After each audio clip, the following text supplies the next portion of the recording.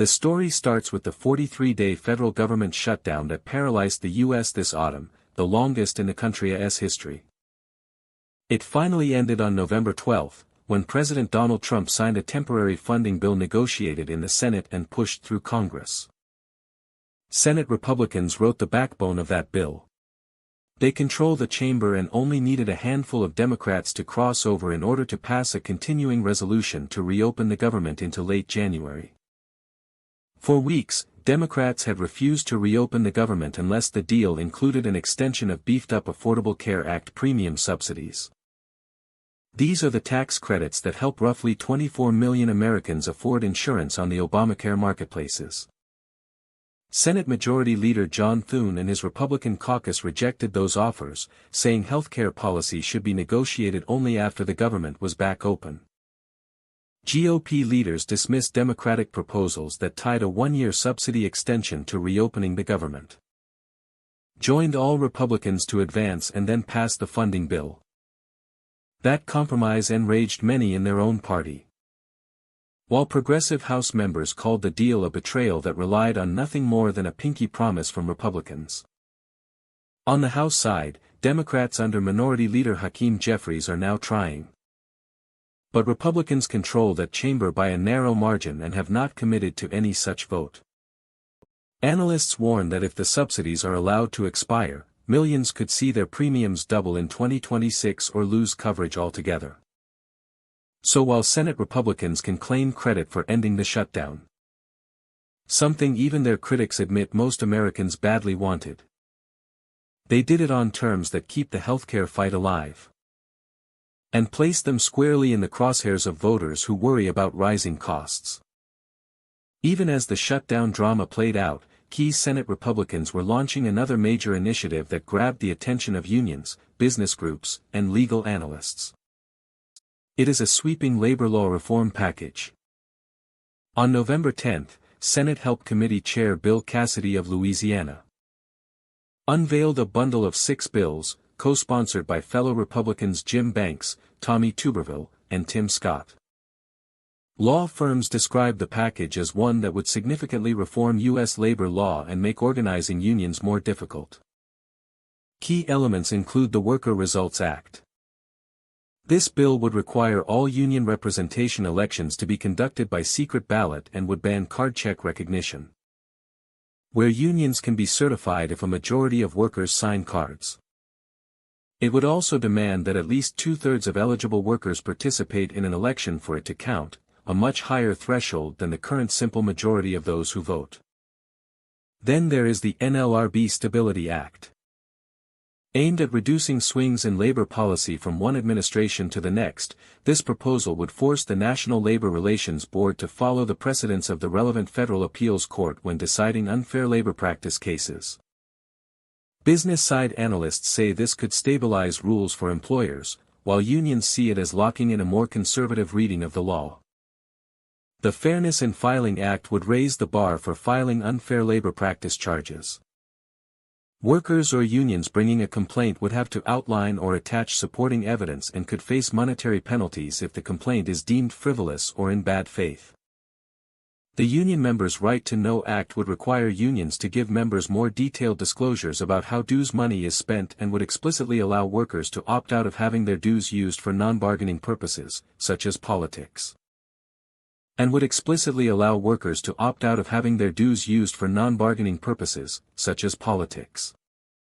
The Protection on the Picket Line Act clarifies that anti-discrimination and anti-harassment laws still apply during strikes and picketing. It would make it easier for employers to discipline workers accused of abusive conduct on the picket line without automatically triggering an unfair labor practice case. Unless the NLRB can show retaliation against protected activity. The Worker Privacy Act would keep the current requirement that employers share contact lists with unions before an election, but would add restrictions on how unions store and use that personal data. Taken together, the package is one of the most aggressive pro-employer labor agendas to emerge from Capitol Hill in years. It would substantially modify the National Labor Relations Act and make union organizing more challenging for the union side. Help Committee Republicans are also considering provisions to penalize unions that organize undocumented workers and to crack down on certain protest tactics, adding to union concerns. The bills immediately ran into resistance, not only from Democrats and major unions. From Democrats and major unions such as the Teamsters, who publicly urged Cassidy to seek more bipartisan legislation, but also from a small but vocal pro-union populist wing inside the GOP aligned with Senator Josh Hawley argue that the party should be positioning itself as the champion of blue-collar workers, not just employers, whether the package can clear the 60-vote filibuster threshold in the Senate is unclear, but the introduction alone has put Senate Republicans in the spotlight. For business groups, they look like the last line of defense against an increasingly assertive labor movement. For unions, they have become the focal point of a fight over the future of worker power in America. If the shutdown deal and labor reform push show Senate Republicans acting as disciplined policymakers. A third story regarding a phone records provision shows how a small piece of legislative fine print can explode into a political firestorm.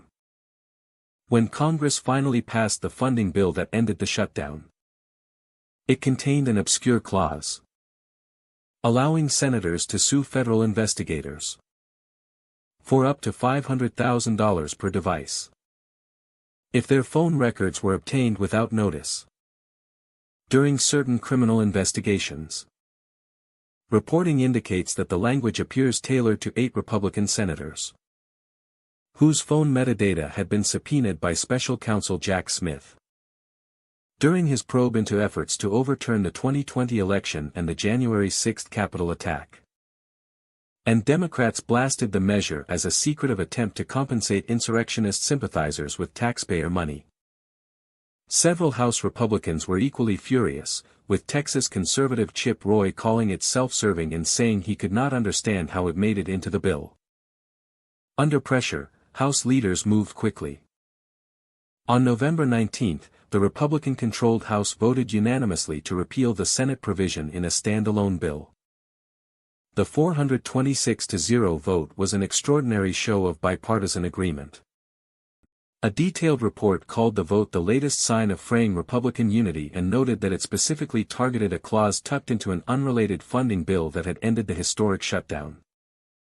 Yet even as House Republicans tore the language out, and Speaker Mike Johnson condemned the optics as a legitimate protection of congressional prerogatives against what many Republicans call the weaponization of the Justice Department. The repeal bill now heads back to the Senate, where its fate is uncertain. If Thune and his caucus resist, they risk deepening the public impression that Senate Republicans are willing to write special rules to shield themselves from accountability. An image their House colleagues have openly warned is politically toxic.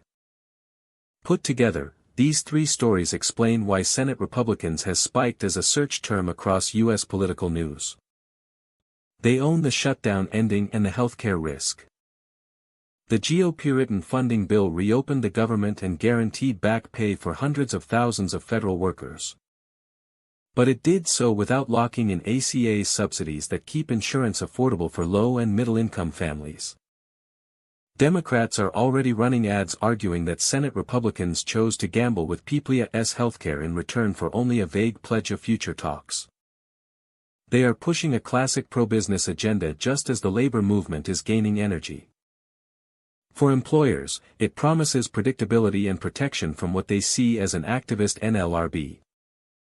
For unions, it threatens to roll back gains they have made after years of organizing wins and public sympathy. And they are caught in a public fight with their own party over self-protection. The phone records provision linked to the January 6 investigation has given critics a simple narrative. While everyday Americans worried about paychecks and food assistance during the shutdown, some senators quietly added a clause that could personally benefit them to the tune of millions of dollars.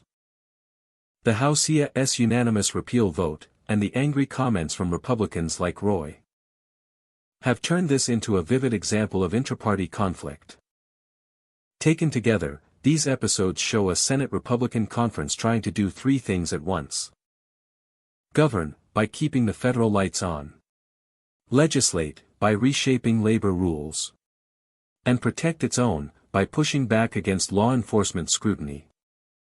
In the process, they have united Democrats against them on policy, split Republicans among themselves on ethics, and placed their caucus squarely at the center of the next phase of America's political battles. What comes next? Over the next few weeks, 3 dates will determine whether this moment is remembered as a blip or a turning point for Senate Republicans. First, December's promised vote on ACA subsidies. If GOP leaders honor the commitment and allow a genuinely open debate on extending the tax credits, they may defuse some of the anger over the shutdown deal. If they stall or water it down, Democrats will accuse them of negotiating in bad faith. Business groups and unions are already gearing up for a massive lobbying fight. Even if the bills never become law, the hearings will highlight internal GOP tensions between traditional pro-employer conservatives and Trump-era populists who want to court workers. And third, the Senate's response to the House repeal of the phone records clause.